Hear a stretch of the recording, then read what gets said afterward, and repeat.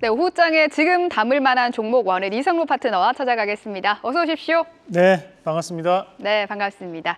그럼 첫 번째 돈 되는 흐름 바로 들어가 보도록 하겠습니다. 오늘 첫 번째 돈 되는 흐름, 삼성전자 AMD에 4조 원 규모의 HBM을 공급하게 됐죠. 관련한 반도체주 주목을 해봐야 된다 들고 오셨습니다.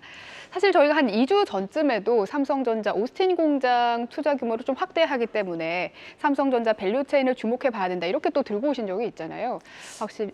네, 뭐 삼성전자 관련해 가지고 우리가 협력사 그리고 이제 지분에 대한 투자가 이루어져 있는 반도체 기업들을 특집으로도 보기도 했습니다. 그만큼 그런 삼성전자 관련된 반도체 기업들에 대한 재평가가 현재 나타나고 있는 과정들인데, 사실 이제 뭐 단독 기사였기 때문에 우리가 이 삼성전자가 직접 AMD에 납품을 하는지 여부 자체는 아직 확실하게 밝혀진 바는 아니지만 지금 현재로서는 기정사실화되고 있는 그런 양상들이라 봐야 될 것 같고, 그에 따른 부분 자체에서 오늘 주가에 대한 움직임도 나타난다고 좀 봐야 될 것 같은데, 자, 여기서 우리가 한 가지 좀 짚고 넘어가야 될 부분이 있습니다. 바로 이 AMD라는 기업에 대한 부분인데, 사실 우리가 뭐 여러분들이 요즘 많이 하시는 분이 뭐 젠슨 황은 다들 아실 거라 보는데, 과거에는 이 젠슨 황보다 더 유명하신 분이 바로 리사 수입니다.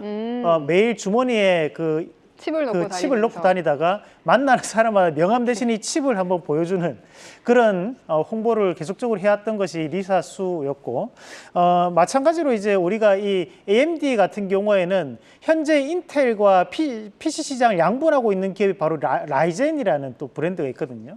그 라이젠이라는 브랜드를 만든 기업이 바로 이 AMD고, 마찬가지로 그래픽 카드 같은 경우에도 양대 산맥이 바로 이 엔비디아에 대한 이 저항마가 바로 이 라데온 그래픽 카드, 뭐 게임 좀 하시는 분들은 다들 한번 들어보셨을 겁니다.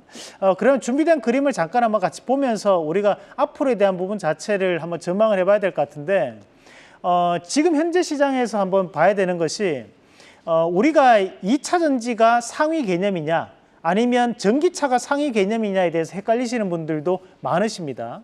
사실 전기차 시장이 확대가 되고 있기 때문에 2차 전지가 확대가 되었고, 그렇다 보니까 과거에는 테슬라에 대한 부분 자체로 2차 전지가 움직였다면, 최근에는 테슬라가 움직인다고 해서 2차 전지 관련된 기업들이 움직이지는 않습니다. 오늘은 좀 움직이지 않았나요? 테슬라는 빠졌습니다. 네, 근데 오히려 2차 전지는 올랐죠, 오늘 시장에서도. 그만큼 이제 지금 현재 시장 자체에서는 테슬라가 빠진다고 해서 우리나라 2차 전지 관련된 기업들 자체에 대한 영향력이 그만큼 제한되고 있다는 거거든요. 그만큼 상관관계가 낮아지고 있다는 부분인데, 이전만큼 강하지는 않다. 네, 맞습니다. 그런 입장에서 우리가 좀 다시 한 번 더 개념 정리를 좀 하고 갈 필요는 있다는 거예요. 현재 그 AI로 대표되는 기업이 바로 엔비디아입니다. 그 이유인 즉슨 엔비디아가 현재 AI에 대한 반도체 칩을 90% 이상을 전 세계에 공급하고 있습니다, 사실. 그렇다 보니까 당연히 엔비디아에 대한 주가가 결국 반도체 기업들에 대한 우리가 상승과 하락에 직접적인 영향을 줄 수밖에 없는 거고, 다만 여기서 우리가 봐야 되는 것은 이런 엔비디아라는 기업은 현재 이 반도체 공정 안에서 이 팹리스에 해당하는 기업이라는 거거든요. 그럼 이 팹리스에 해당하는 기업이 엔비디아뿐만이 아니라 AMD라는 기업도 현재 팹리스에 속해 있고, 여러분들이 아시는 마이크로소프트라든지 또는 메타 같은 경우에도 최근에 자체적인 칩에 대한 연구 개발을 했고, 그에 따른 부분을 공개를 하기도 했습니다. 자, 그 말은 뭐냐면 앞으로도 AI 시장은 확대될 가능성은 대단히 높지만, 그렇다고 해서 엔비디아가 가지고 있는 이런 독과점적인 구조가 앞으로도 이어진다는 보장은 아니라는 부분이거든요. 결국에는 우리가 이 반도체 시장을 볼 때 현재까지는 바로미터로 엔비디아에 대한 주가 추이를 보고는 있지만, 이것이 1년 또는 2년 지나고 난 다음에도 엔비디아는 여전히 반도체에 대한 상징적 의미를 가질 수는 없다라는 말씀을 저는 먼저 드리고 싶고, 마찬가지로 이제 우리가 여기에서 생산을 할 수 있는 기업은 정해져 있습니다. 삼성전자라든지 SK하이닉스 그리고 마이크론 테크놀로지, 이렇게 세 가지 기업이 전 세계에서 이 HBM 관련된 부분에서 가장 많은 점유율을 차지하고 있는 기업인데, 현재까지 엔비디아에 공급하는 칩을 대부분이 SK하이닉스가 독과점적으로 운영을 해왔고, 그러면 거기에서 양대 축이라고 볼 수 있는 AMD에 대한 부분에서 삼성전자 공급이 들어가게 된다면, 앞으로 시장 자체는 또다시 이런 파운드리 시장이 더욱더 이 주목받을 수 있는 그런 구조가 될 수 있다는 거죠. 그러면 그런 의미에서 봤을 때 현재까지는 팹리스가 단연 부각되는 부분들이지만 앞으로는 바뀔 수 있다는 것을 우리 시청자분들은 알고 가시면 좋겠다는 말씀에서 한번 준비를 해봤고 두 가지 기업 한번 같이 보도록 하겠습니다. 우선은 FST부터 한번 체크를 해보도록 하겠습니다. 자, 이 FST라는 기업에 대한 부분에서 지분을 보유하고 있는 기업이 바로 이 삼성전자가 약 7%에 대한 지분을 현재 보유하고 있기도 합니다. 그렇다 보니까 이 삼성전자에 대한 협력사 관련된 이슈가 나올 때마다 들썩거리는 기업이라고 보시면 되겠는데 이 FST 같은 경우에는 부품 내지 공정 장비에 대한 부분을 납품을 하고 있는 기업입니다. 최근 들어서 급등하는 모습이 좀 나타났었는데 거래대금 추이부터 한번 같이 체크해 보겠습니다. 자, 거래대금 추이를 보시면 최근에 거래대금이 급격하게 증가를 하면서 다시 한 번 더 주가도 급격하게 크게 증가하는 모습이 나타났습니다. 자, 이 부분 자체를 우리가 볼 때 현재에 대한 거래대금이 일시적인 거래대금에 대한 추이로 이루어진 것은 아니다라는 말씀을 먼저 드리고 싶어요. 그만큼 지금 현재 이 신규적으로 들어왔던 거래대금은 주가를 부양하기 위한 거래대금이라고 저는 판단을 하고 있고 마찬가지로 지금 현재 이 FST에 대한 수급 분위기 한번 같이 보도록 하겠습니다. 자, 최근에 수급 유입이 됐던 것이 바로 이 외국인들에 의한 수급이 유입되는 과정들이었는데 최근에 보면 이제 그 반도체 업종 안에서도 외국인들에 대한 수급이 들어오는 종목이 몇 군데 없습니다. 그런 과정들을 감안한다면 현재 들어왔던 이 외국인들에 대한 대규모 매수는 의미를 둘 수 있는 과정이라 말씀을 함께 드리겠고 일봉도 한번 체크해 보겠습니다. 자, 일봉을 보시면 최근에 한번 급등이 나오고 난 다음에 옆으로 이제 조금은 눌려 있는 과정들이 벌어지고 있지만 여전히 현재는 다시 한번 더 강세로 넘어갈 수 있는 분위기가 나타날 것이라는 말씀까지 함께 드리면서 자, 이 FST 첫 번째 기업으로 말씀을 드리도록 하겠고요. 두 번째로 넥스틴 한번 같이 보도록 하겠습니다. 자, 이 넥스틴 같은 경우에는 전공정 검사 장비를 납품하는 기업입니다. 쉽게 우리가 웨이퍼에 대한 부분에서 불량이 있나 없나 또는 그것이 포토 공정 이후에 그림이 잘 그려졌냐 안 그려졌냐에 대한 부분을 확인하는 과정에 대한 검사 장비를 납품하는 기업이 바로 이 넥스틴입니다. 우리가 이 전공정 검사 장비는 전 세계적으로 KLA라는 기업과 그리고 어플라이드 머티리얼즈가 전 세계 60% 이상을 담당하고 있습니다, 사실.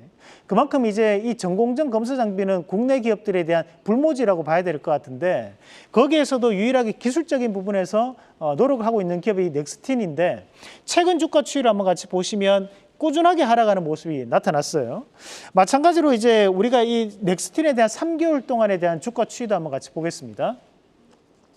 자, 3개월 동안의 주가 추이를 보시면 현재 76,200원에 거대한 고점을 찍고 난 다음부터 주가가 하염없이 흘러내리는 모습이 나타났었는데 최근에 이런 낙폭과대에 대한 종목에 대한 부분에서도 충분히 시장에서는 재평가를 주고 있는 그런 과정들이 나타나고 있기 때문에 오늘 넥스틴에 대한 반등은 한번 기대해 볼 수 있는 자리가 아닌가라는 말씀까지 함께 드리면서 두 번째 기업으로 넥스틴까지 말씀드리겠습니다. 그럼 두 번째 체크 포인트 돈 되는 흐름 들어가 보도록 하겠습니다. 네, 두 번째 돈 되는 흐름은 로봇주로 들고 오셨습니다.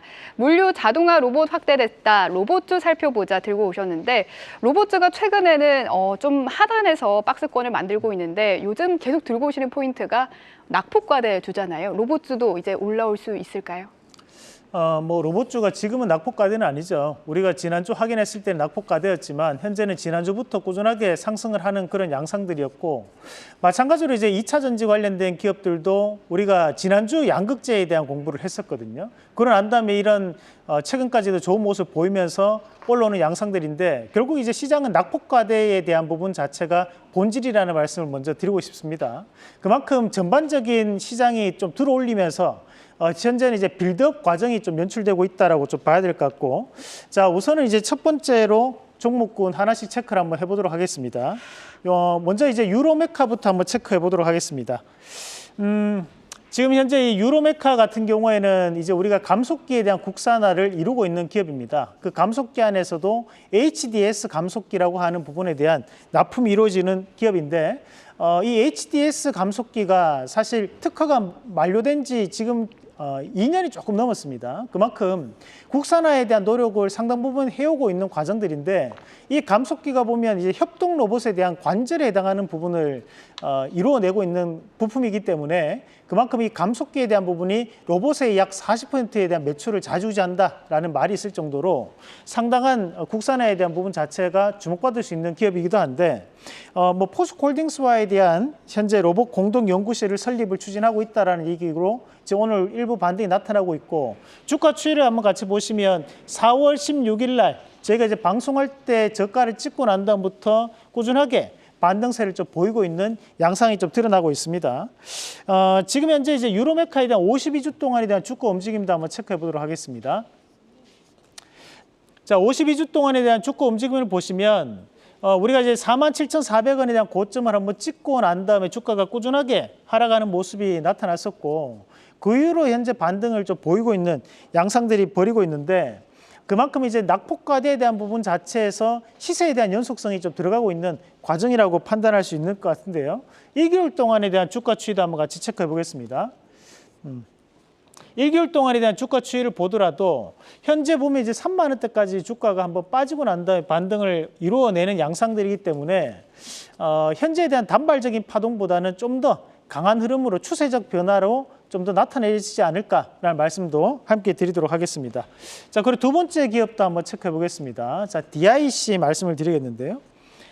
DIC 같은 경우에는 우리가 이제 자율주행 관련된 부분에서 과거 2021년도에 우리가 우체국의 물류 차량을 납품했던 이력이 있습니다. 자율주행 기술을 탑재를 해서 계열사 제인모터스가 납품을 이루어냈고 그만큼 이제 자율주행 관련된 이슈가 나올 때마다 들썩거릴 수 있는 기업이라고 보시면 되고요.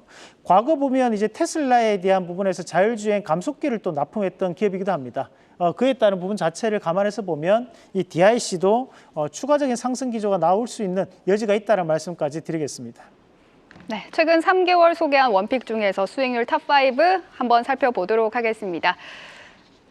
네, 오늘 대룡전기 여전히 1순위를 달성을 하고 있고요. PSK홀딩스 FST가 3위권으로 올라왔습니다. 또 눈에 띄는 거는 인바디가 수익률 5위로 올라온 점인데요. 이런 점도 참고하시기 바랍니다. 사실 PSK홀딩스 오늘 이제 신고가 움직임을 다시 한 번 더 나타내기 위해서 올라오는 자리인데 충분히 지금 현재는 이제 반도체 업황 자체에 대한 확산 기조가 있기 때문에 우리가 좀 눈여겨볼 필요가 있다는 말씀도 함께 드리도록 하겠습니다. 네, PSK홀딩스 더 상승할 수 있다는 여력이 있다고 말씀해 주셨고요. 오늘의 원픽 바로 살펴보도록 하겠습니다. 네, 이게 저희가 이제 원고를 빨리 11시 반 정도까지는 보내야 되는데 지금 이제 오늘도 이제 사이맥스가 지금 현재 좀 급등 양상이 좀 나오고 있습니다. 급등한 종목을 추천하려고 하는 것은 아니고 준비를 하다 보니까 그런 과정들 안에서 급등이 나올 수 있다는 점도 양해 말씀을 먼저 드리도록 하겠습니다. 사이맥스를 말씀을 드리려고 준비를 해봤습니다. 사이맥스는 이제 웨이퍼 이송 장비입니다. 그 이송이라는 것이 여기서 여기로 옮기는 그런 반도체 이송 장비를 납품하는 기업이라고 보시면 되고 과거에는 원래 이제 로봇 관련된 부품을 납품하던 기업이고 삼성전자 상당한 관계를 가지고 있는 기업이기도 합니다. 그래서 현재 이제 사이맥스에 대한 부분 자체에 대한 재평가가 이루어질 거라고 보는데 1차적인 목표가를 23,000원으로 제시를 해드렸었는데 큰 의미는 없는 것 같고요. 지금 현재는 이제 신고가까지에 대한 흐름을 기대해보자는 말씀을 드리면서 자, 손절가는 18,400원 제시해드리겠습니다. 네, 오늘의 원픽 사이맥스 말씀드리겠습니다. 또 테슬라는 정규전과 시간에 모두 상승했다는 점도 다시 한번 정정 말씀드립니다. 오늘 캐스당 라이브 여기까지 하도록 하겠습니다. 시청해주신 여러분 고맙습니다. 계속해서 다양한 경제 이슈를 알고 싶다면 구독과 좋아요, 알림 설정 부탁드립니다. AI 캐스터 권미정이었습니다.